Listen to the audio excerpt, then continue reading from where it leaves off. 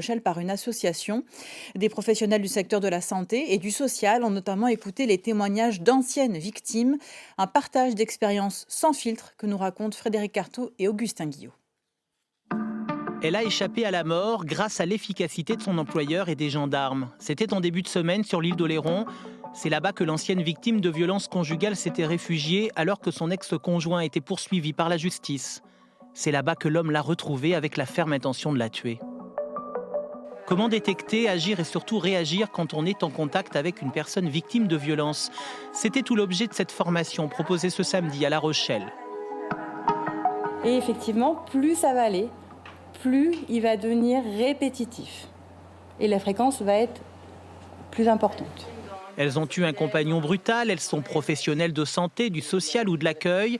Les unes sont venues témoigner, les autres comprendre, apprendre.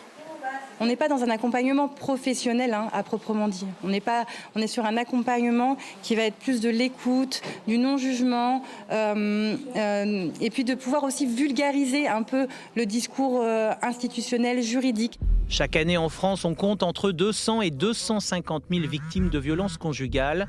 Virginie sait de quoi on parle. Durant 4 ans, elle a vécu sous l'emprise d'un compagnon violent.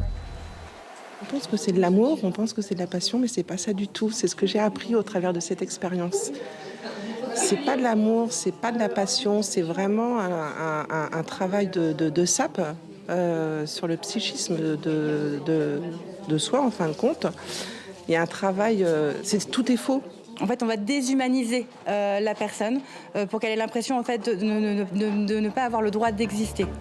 Plusieurs formations chaque année sont mises en place par le réseau solidaire Aviv 17, un nouvel outil essentiel pour accompagner les victimes. Est-il nécessaire de rappeler qu'en 2023, 94 féminicides ont été commis en France? Et on en vient maintenant à l'actualité sportive. C'est à Loudun que les